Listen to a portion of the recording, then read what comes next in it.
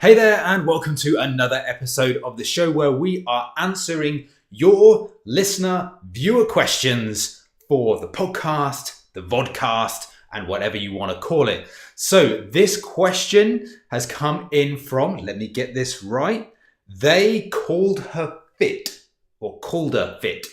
I don't know where you guys come up with these fucking names anyway. It's just making my job real hard and making me sound like a bit of a tit. But hey, I'm cool with that. I'm good with that. I'll put the person's picture and their question just right about here on the video.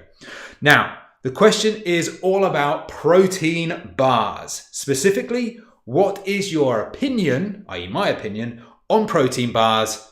Are they worth it? Good question. And something that comes up reasonably often, not all the time. Obviously, people think about protein bars for many different reasons. Are they good? Are they healthy? All these different questions seem to crop up around protein bars. So I thought it was a good opportunity to jump on this specific question and really give you my take on protein bars. So I've made some notes so I don't forget anything, and I'm going to run through this whole topic, give you all of the information you need on protein bars so that you can go out into the world, online, in the shops, have a look at the back of the protein bar packets, see what it is you're getting, if it's a good protein bar, a bad protein bar, or somewhere in between. Are you getting value for money? And also, do you need to even bother having them in the first place? So let's get cracking with this one.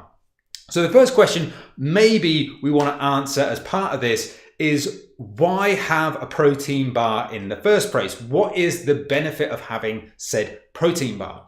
Well, one of the main reasons that people would want to have a protein bar is a pure convenience perspective. So a bit like a protein shake, it offers you that convenient method of getting a bit more protein into your diet. Particularly if you're maybe always rushing around, it's difficult for you to prep meals, to have everything really, really meticulously planned out. Because let's face it, in the modern world, that's not how a lot of people live their lives. They don't feel like they've got enough time to prepare stuff, so things are always on the fly, things like that. And therefore, trying to get protein into your diet, especially if you're new to this process, or trying to have a slightly higher protein diet, trying to find sources of protein that fit within your calorie intake and all that sort of stuff can be quite difficult. People find it hard to increase the amount of protein into their diet. Now, a protein shake is clearly one way you can do that, quite convenient. Just carry the actual shake around with you, or carry a bit of powder around with you, throw a bit of milk or water in, easy. Protein bars offer another way for you to do pretty much exactly the same thing. So if you're looking for a snack option, or you're looking to supplement maybe your lunch with a bit of additional protein, a protein bar can be a nice convenient way to do that. There's no prep involved. Most shops these days stock protein bars. So it's a super, super easy way for you to get that protein intake that you need. So the first thing is that it is convenient. The second thing is that it's reasonably low calorie. So think about, most popular protein bars that you'll see on the market, they're going to be around about 200 calories. And in relative terms, when you're looking for these snacking options, 200 calories for a snack is probably quite relatively easy for you to fit within your daily calorie requirements and not do too much damage. It's not like it's a 500 calorie bar. Now, there are bars out there, and particularly ones that are like flapjacks or things like that, that do have a lot of calories, and you would probably need to consider whether they were the right options. And we'll get on to making good choices in a second.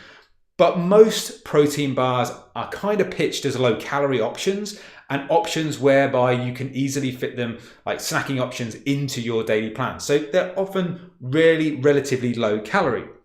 Also, in terms of that calorie exchange, they're relatively similar to your average chocolate bar, if not slightly lower. So, my classic example I use to clients and things like that is a Kit Kat. A 4-finger Kit Kat is 209 calories. I know it's 209 calories because I'm a sad fucker who remembers these sorts of things.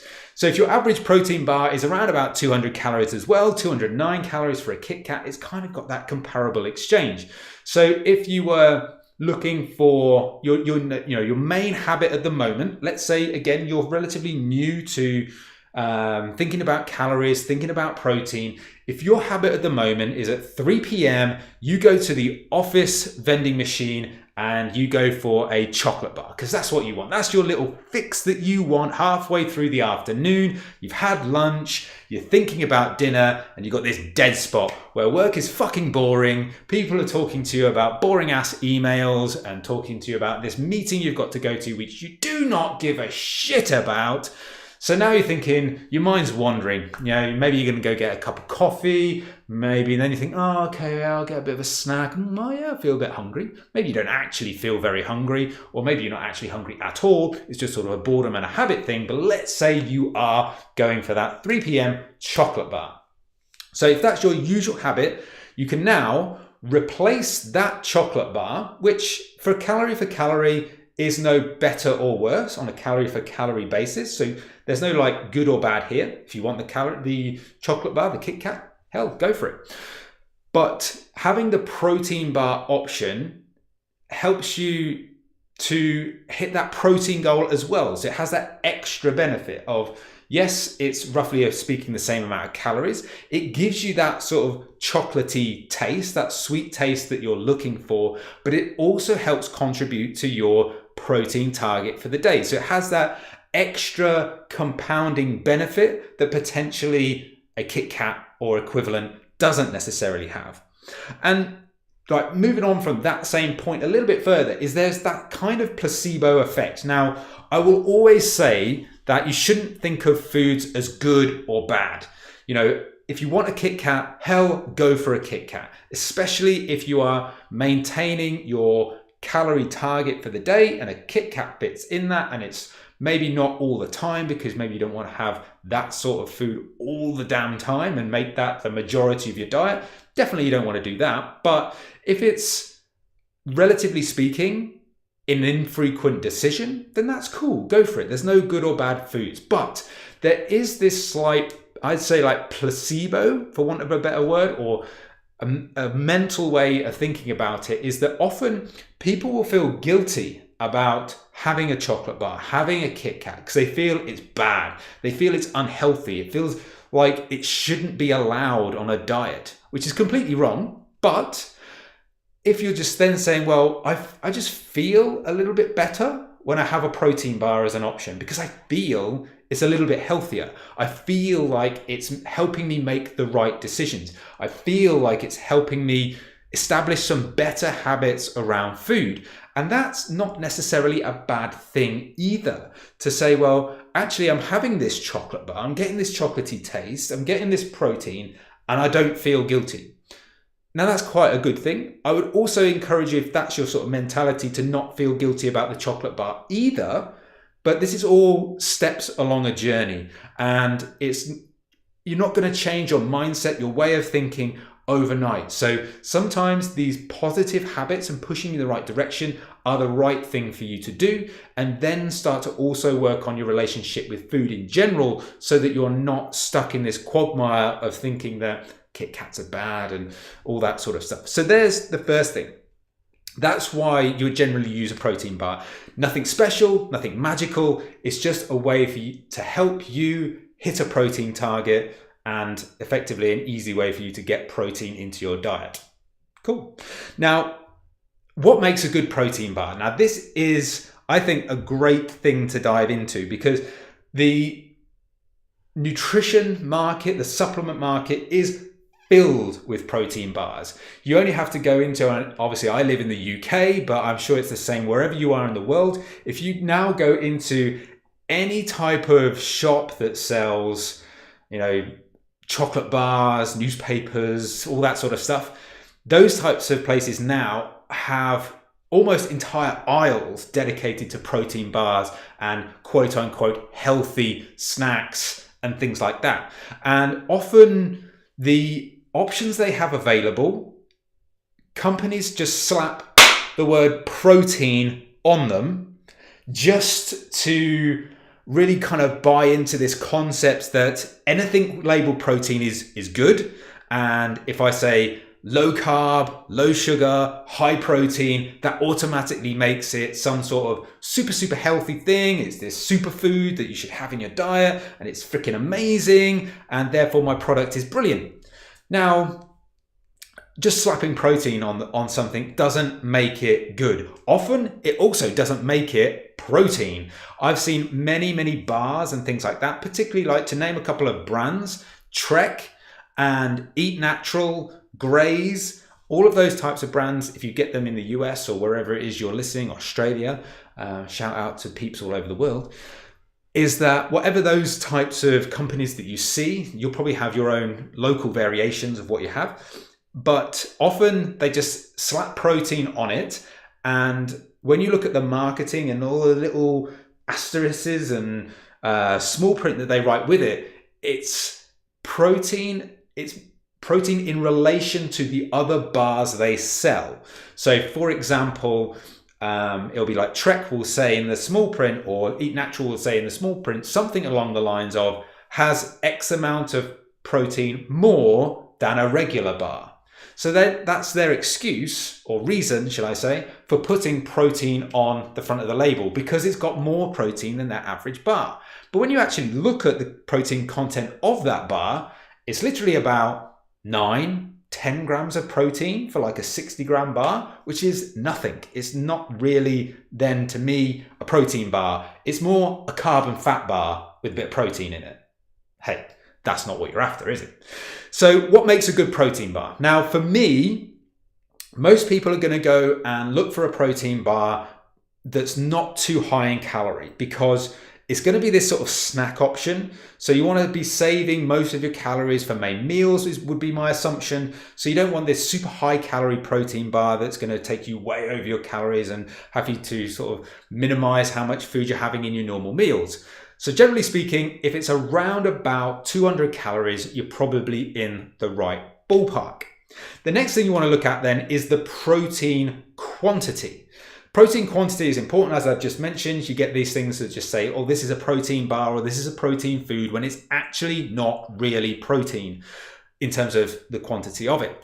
I would say a protein bar that's 200 calories should have around about 20 grams of protein in it, as probably a minimum. Some of them go slightly higher. Some of them you get around 19.5. That's okay. That's cool. Get away with that. Round it up. That's fine. Some of them you get 21, 22, 23. That's cool as well. So I aim for that 200 calorie, 20 gram ballpark. You then want to look at the ingredients. Now, this is where it gets a little bit complicated, because making a protein bar for these manufacturers, if they were to put, say, whey protein isolate into these protein bars, and that was the only source of protein, it would be fucking expensive for you to buy them. So you'll never get away from protein bars that are mass produced, having different sources of protein, and in some cases, less high quality sources of protein than others. You'll never get away from that. You'll never get this perfect protein. Well, maybe you will get this perfect protein bar that's full, whey protein isolate, or just whatever one source of protein. Maybe that exists. I haven't seen it. Maybe it's coming in the future. So I've written down, now these names are quite complicated for me to say, which is why I've written them down. I'm going to read them out. But basically, when you look at the back of any food label, regardless of whether it's protein or not, to understand the ingredients is basically the first ingredient that you see is the one that's most abundant in that product. So if it says water first, then the majority of that food is water. And then all the other ingredients within that particular product are to a lesser degree. So when you're looking at your protein bar, it will have various different things as the lead ingredient or the most abundant ingredient. The protein content of that protein bar will be listed under a few different names. You'll have some obvious ones like milk protein, soy protein, whey protein, casein protein, those types of phrases. They're all pretty good sources of protein when you come into a protein bar. What you want to look out for is some of the less high quality ingredients. Now, you will always have them in a protein bar. You just want them to be as far down the list as possible. So therefore that's saying that that particular bar has more high quality protein in it and less low quality protein in it. You don't want the low quality to be right up high on the ingredients label to say that there's a lot of this low quality protein in that particular protein bar. So what to look out for? Things like, now this is not an extensive list, this is not the absolute list, this is just 4 examples, and there'll be variations on this theme as you go through. You'll get, apologies for the mispronunciation as well, collagen hydrolysate, gelatin hydrolysate, collagen peptides, hydrolyzed beef gelatin. All of these are adding to the protein quantity, the protein values within that protein bar. So if they are high up on the list, maybe look for a different option. If they're low down the list, that's pretty good. So have a look for that. And as I say, is you'll never get away fully from those protein sources being in protein bars. So don't necessarily think that as soon as you see it on the label, that means it's bad. You just want to see it further down that label. Now, the other point I would make is that if you suffer from a bit of bloating or a bit of gas, often like sugar alcohols, which is some of the sweeteners that they put into this type of product and many other products, not just exclusive to protein foods, is that can cause a little bit of that bloating feeling. So if you get that, then maybe look for products with less sugar alcohol. So it might be sweetened with stevia and things like that. Maybe look for those, or maybe just reduce the overall quantity of protein bars, protein products, and any other products that contain a high amount of sugar alcohol. And you can tell what a sugar alcohol is because it ends, the ingredient ends in ol on the ingredients list. Now it's not an absolute science, but generally speaking, you'll see that if it ends in ol, then that is the, generally speaking, a sugar alcohol. You see? Genius. Okay, so last up then, what I want to do is give you some recommendations around protein bars. Now, I will say is I'm not sponsored by any company, any brand. I don't get any kickback from a recommendation. I don't do any affiliate marketing at the moment around protein bars or any sort of products like that. So this is just based on me looking at protein bars on the market, also what I like and what I take myself. So these are just my own personal recommendations. Obviously a bit skewed as well to the UK market, but you can kind of get the drift. You can kind of go with it yourself. So the 2 ones that kind of come out on top, or the top 3, shall I say, is Fulfill. They have a 55 gram bar, 217 calories, 20 grams of protein. Barbell, 55 gram bar, 200 calories, 20 grams of protein. Grenade Carb Killer as well. I think that is around about 200 calories as well, probably up around 23 grams of protein. They're generally speaking the ones that I gravitate towards, basically because they fit most of those recommendations and the outlined guidelines that I just mentioned earlier, plus they're easily available, easily accessible, and not too expensive. The other one worthy of note is the high-low bar. Now, the high-low bar is an interesting one because of the fiber content. Fiber content is relatively low in most of these products because most of them don't really concentrate on that side of things. But the high-low bar has 10 grams of fiber. That's a third of your fiber recommended intake per day, which is quite a lot. And it's important that when you're focusing on a high-protein diet, you also don't neglect fiber. Again, that balance between protein and fiber is good for the gut. So again, if you're having a few stomach issues and your fiber isn't where it should be, then maybe that type of bar is a good option for you. So bear that in mind. But that's essentially what I would say around protein bars. Protein bars, so they're a convenient snack. There's some key things to look out for. And in terms of recommendations, for me, Fulfill, Barbell, Grenade, and high-low possibly. So hopefully you found this useful. Hopefully it cleared up all your questions around protein bars. If it didn't, then feel free to come and visit me on Instagram. It's at iron_paradise_fitness. Tell me what you think. Ask me a bunch of questions. I'll gladly help you out and point you in the right direction of more info if I need to, or I'll answer your questions directly. But for now, all I'll say is thanks for listening. Keep living the lean life, and I'll see you on the next episode.